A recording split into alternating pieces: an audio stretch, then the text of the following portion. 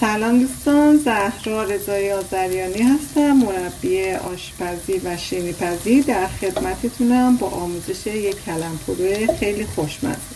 ابتدا پیاز رو با روغن سبک میکنیم، بعد از اون زردچوبه رو بهش اضافه میکنیم، حدودا 1 دقیقه دیگه تفت میدیم و بعد گوشت چرخ کرده رو بهش اضافه میکنیم.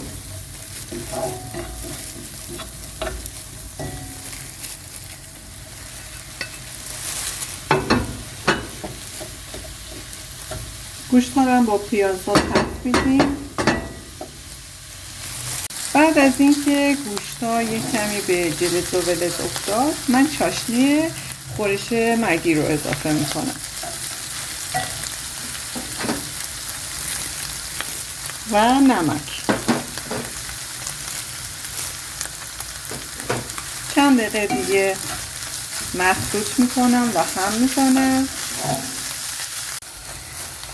بعد از اون من رکو وسط تابه میریزم، یک کمی همش میزنم. گرم که شد با مواد مخلوط میکنم. بعد از اون سس سیر و فلفل اضافه میکنم به اندازه 2 قاشق. کاملا مخلوط میکنم و چند دقیقه تفش میدم.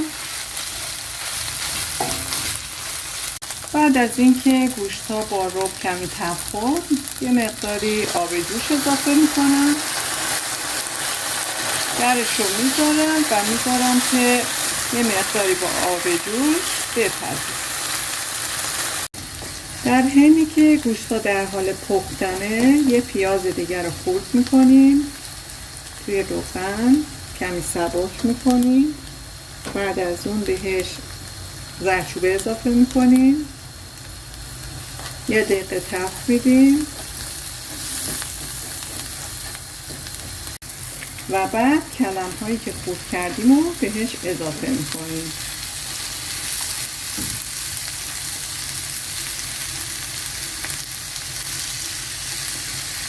و بعد از اون پودر لیمو عمانی رو اضافه میکنیم. بعد از اینکه کلم ها خوب تفت خوردن، یه استکان آب جوش بهش اضافه میکنیم، مخلوطش میکنیم و درش رو میذاریم به مدت 15 دقیقه که کلم ها بپزن.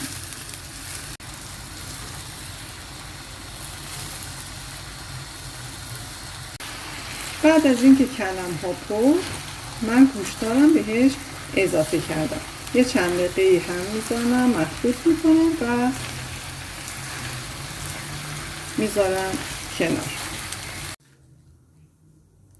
بعد از آبکش کردن برنج رو با مواد به تناوب با هم مخلوط میکنیم. یه مقداری برنج، یه مقداری از مواد، یه مقداری زعفران دم کرده و بعد از اون از چاشنی پلوهای مخلوط مگی میخوایم استفاده کنیم.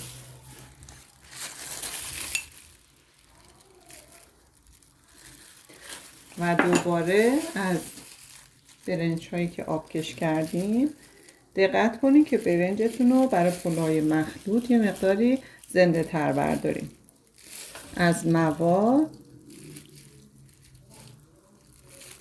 یه مقدار زعفران دم کرده و از چاشنی پلوهای مخلوط مگی استفاده میکنیم که طعم کلم پلومون رو کاملا متفاوت میکنه. اونقدر مواد رو اضافه میکنیم تا کل مواد با هم دیگه مخلوط بشن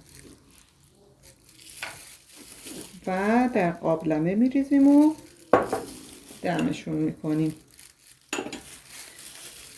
مخلوط میکنیم.